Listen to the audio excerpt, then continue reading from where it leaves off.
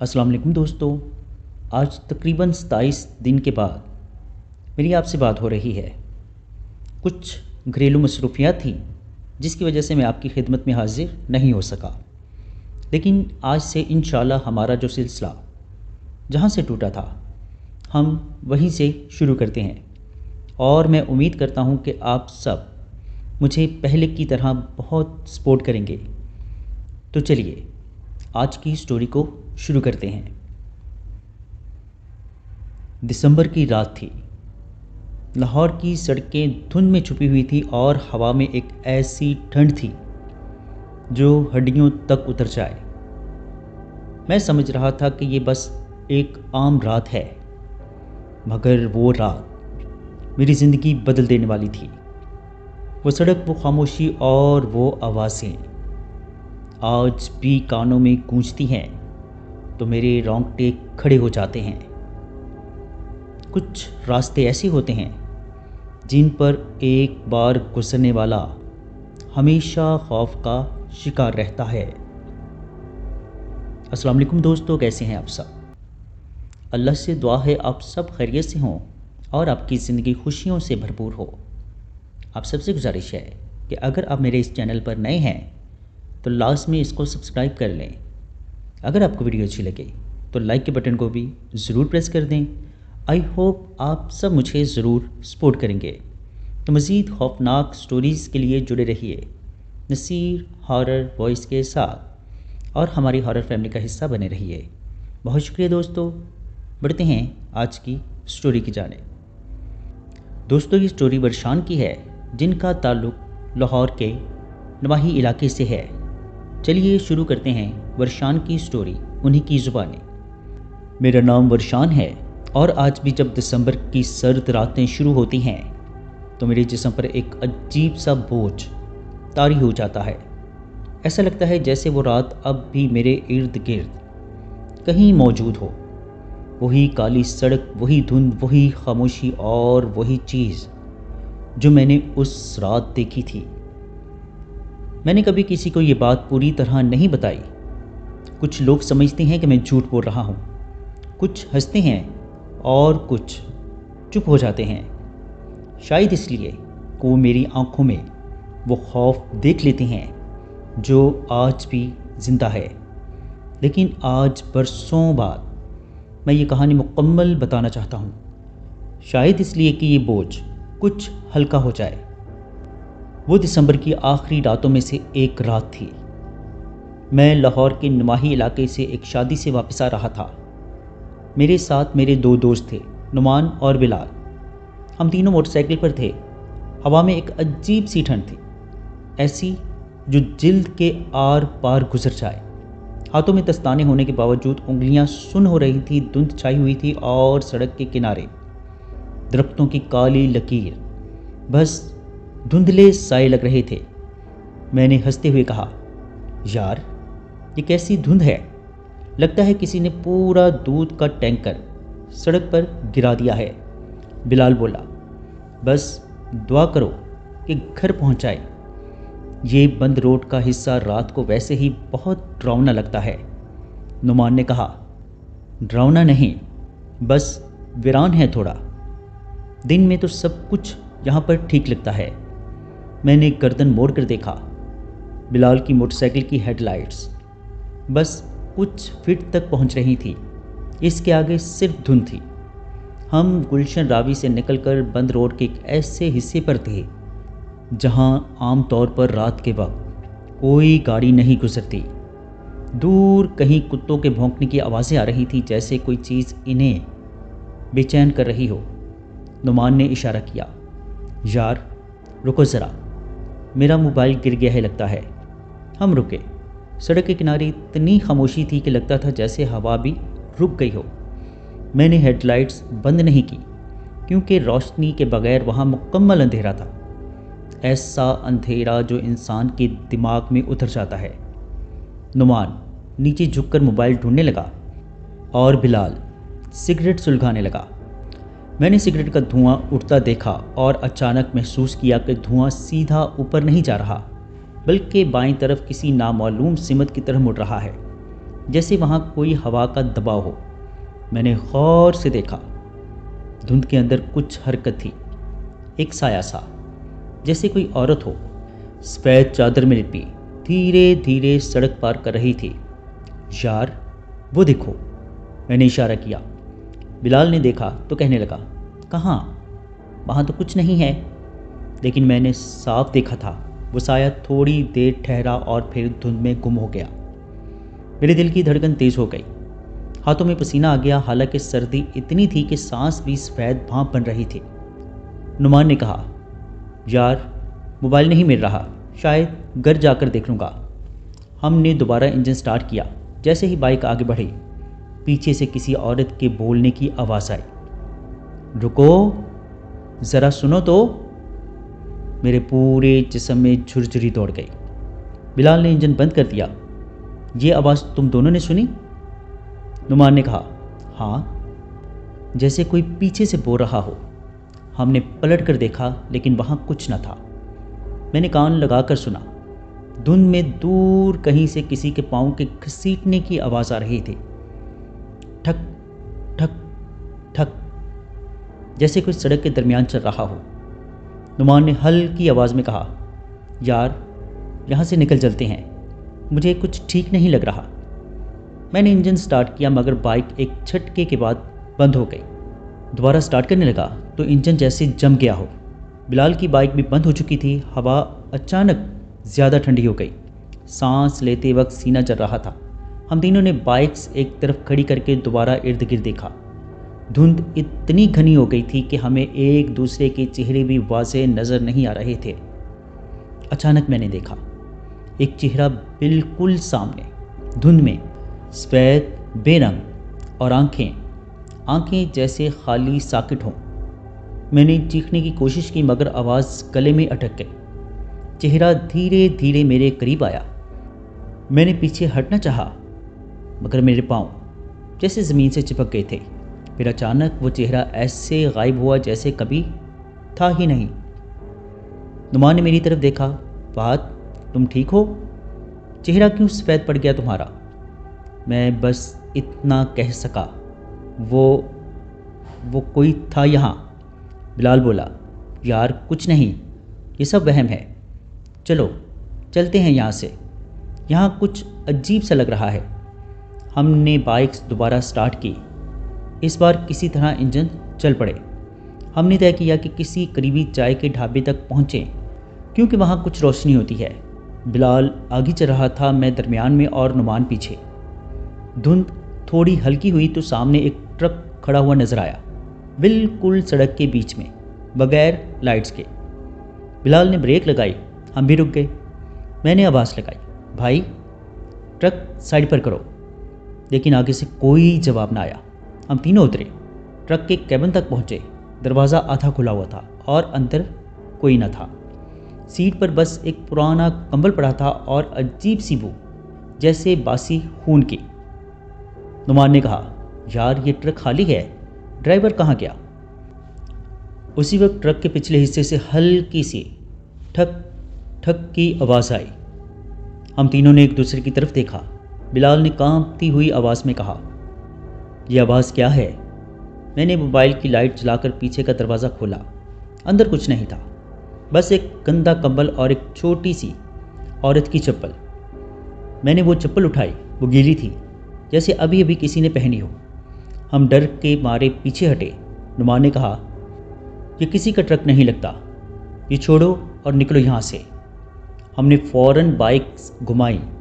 अब हवा में एक अजीब सी बास थी, जैसे गीली मिट्टी और जलती लकड़ी की बू आपस में मिल गई हो। मेरे कानों में एक हल्की सी सरगोशी सुनाई दी, क्यों गए तुम वहाँ? मैंने पीछे देखा, लेकिन पीछे कुछ न था। धुंध अब फिर घनी हो गई थी। बिलाल आगे जा रहा था, मगर अचानक उसकी बाइक झटके से रुकी और वो नीचे गिर गया। हम दौड़े। वो उठने की कोशिश कर रहा था। किसी ने मेरा हाथ पकड़ा था। उसने कांपती हुई आवाज़ में कहा।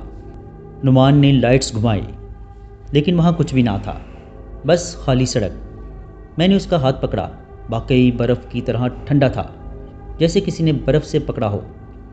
हम दोबारा चले, मगर अब मैं डर के मारे हर 5 सेकंड बाद पीछे देख रहा था। धुंध में सड़क ऐसी लग रही थी जैसे कभी ख़त्म ही नहीं होगी। फिर अचानक मेरे मोबाइल में एक कॉल आई। नंबर था नुमान। मैंने हैरान होकर फ़ोन उठाया। हाँ बोलो, सामने से नुमान ही बोला, लेकिन आवाज़ अजीब थी, भारी और खिंची हुई। पीछे मत देखो। मैंने फ़ौरन पीछे देखा। धुंध में कुछ हरकत थी, जैसे कोई सड़क के बीच दौड़ रहा हो। मैंने बाइक की रफ्तार बढ़ा दी। बिलाल चीखा, वाहद, पीछे कुछ है। मैंने बस इतना देखा कि कुछ स्याह सा वजूद धुंध से निकलकर हमारी तरफ आ रहा है।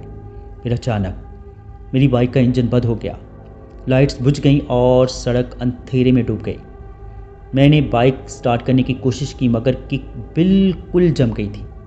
बिलाल भी रुक गया। नुमान पीछे, बहुत पीछे रह गया था।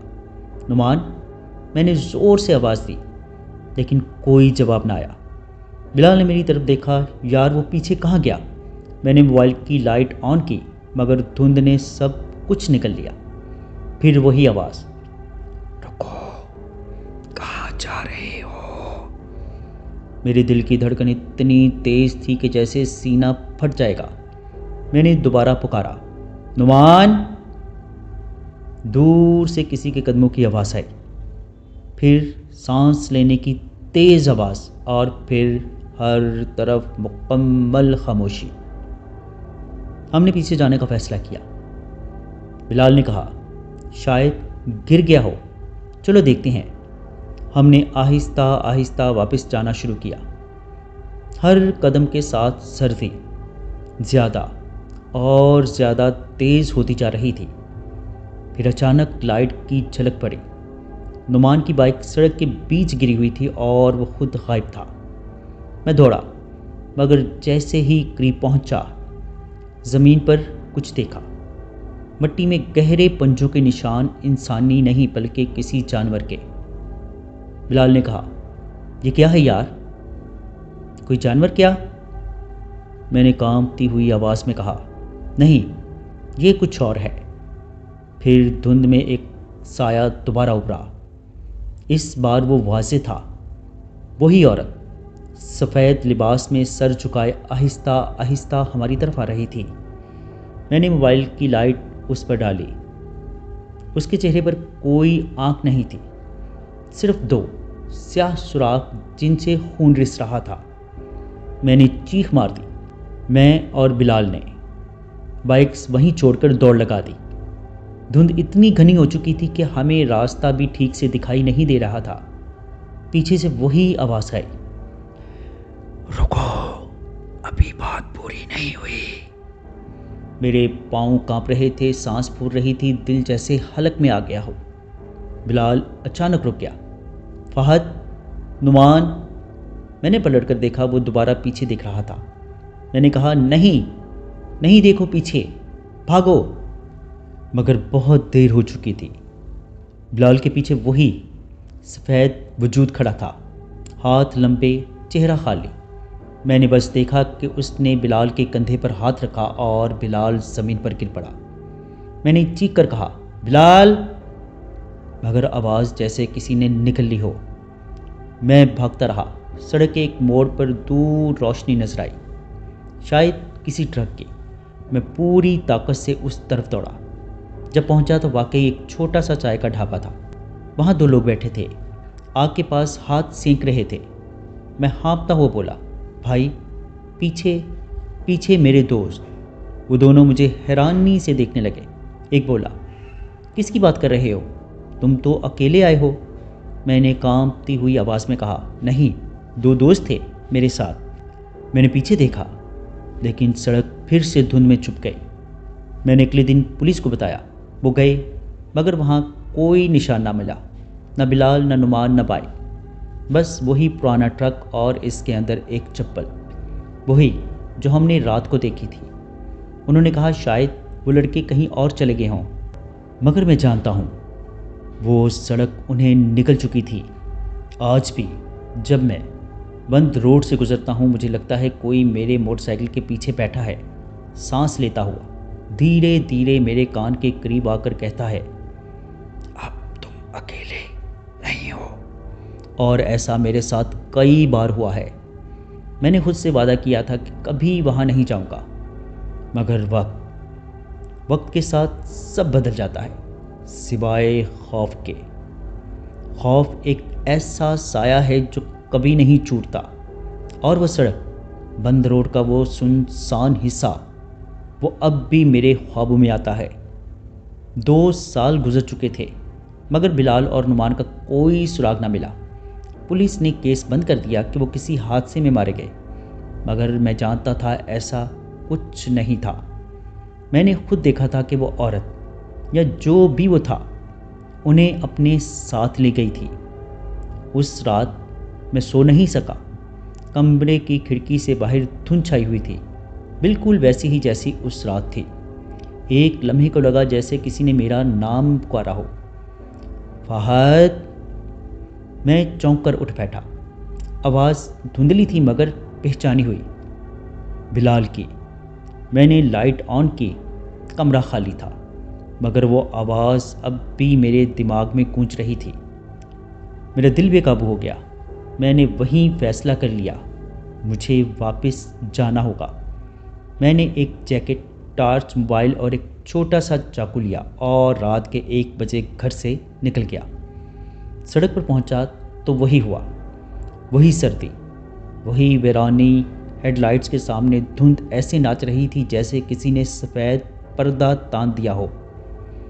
मेरे जहन में सिर्फ एक ही ख्याल था, क्या वाकई वो मर गए हैं या अब भी वहीं कहीं है।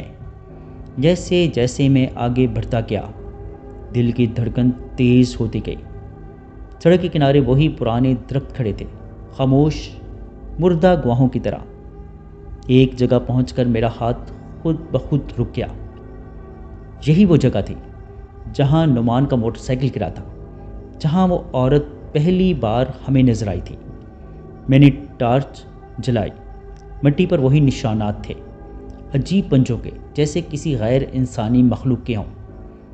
मैं झुककर देखने लगा कि अचानक ठंडी हवा का एक झोंका आया और मेरे कान के करीब किसी ने सरगोशी की, वापस चले जाओ फहद।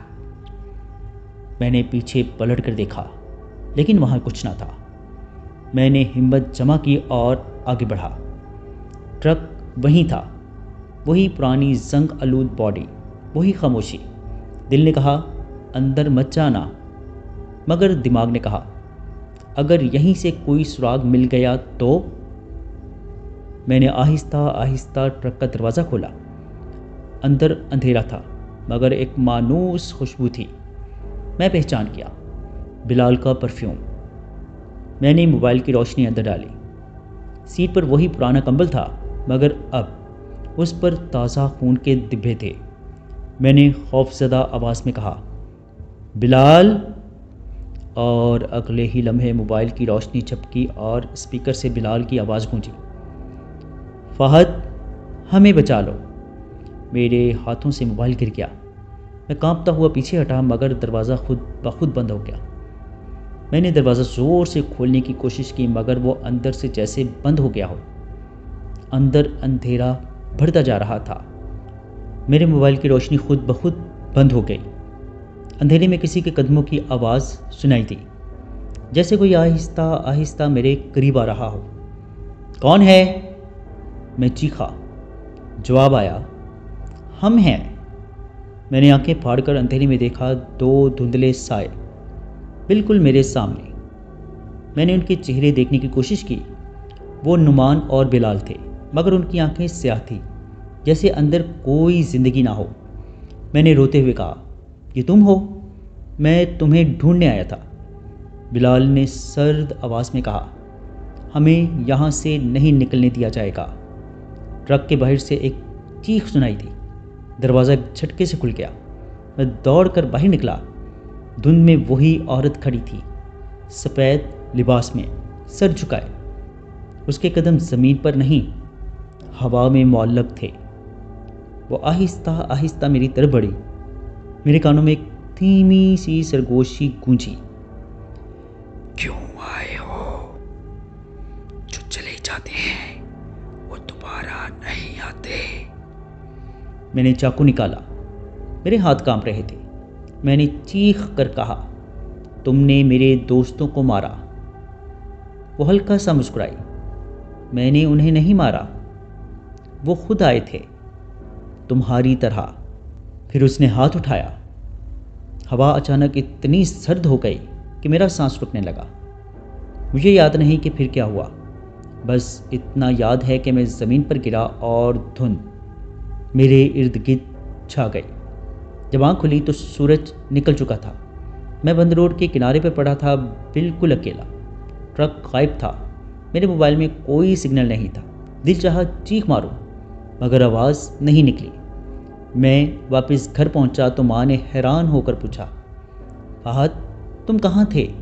3 दिन हो गए। मैं सख्ती में आ गया। मुझे तो लगा था मैं बस एक रात ही गया था वहाँ पर। उस दिन के बाद मेरा दिमाग बिगड़ने लगा। मैं रात को बिलाल और नुमान को ख्वाब में देखता। कभी वो मुझसे हंसते हुए बात करते, कभी सड़क के बीच खड़े रहते। एक रात मैंने देखा कि वो दोनों एक ही ट्रक में बैठे हैं और मेरे लिए हाथ हिला रहे हैं। मैं जाग गया। मेरा पूरा जिस्म पसीने से भरा हुआ था। कमरे की खिड़की खोली तो बाहर मुकम्मल धुंध थी। फिर वही आवाज़ आई, बिल्कुल करीब से, फहद चलो हमारे साथ। जी दोस्तों, कैसी लगी आपको स्टोरी? कमेंट बॉक्स में अपनी राय का इजहार ज़रूर कीजिएगा। अगर आप या आपके किसी जानने वाले के साथ कोई ऐसा खौफनाक या नाकाबिले फरामोश वाक़या पेश आया हो और आप उसे हमारे साथ शेयर करना चाहते हो तो नीचे डिस्क्रिप्शन में मौजूद मेरे व्हाट्सएप नंबर पर हमारे साथ शेयर कर सकते हैं। अपना और अपने घर वालों का बहुत सा ख्याल रखिएगा। मुझे और मेरे घर वालों को अपनी ख़ुसूसी दुआओं में याद रखिएगा। अल्लाह ने चाहा तो मिलते हैं किसी और खौफनाक स्टोरी में। तब तक के लिए अल्लाह हाफिज़।